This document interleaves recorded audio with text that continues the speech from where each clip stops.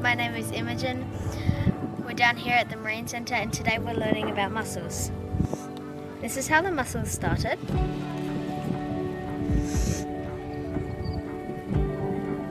And then we've dissected all the mussels. These are the gills to help it breathe. This is the mussel to connect it to the rocks. This is the foot.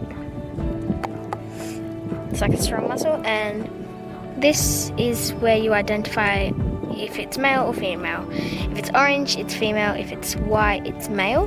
This is the heart, and the stomach's in there as well. Mussels are important to the estuary because they filter the water and keep it clean and keeps the ecosystem pumping along nicely. Bye!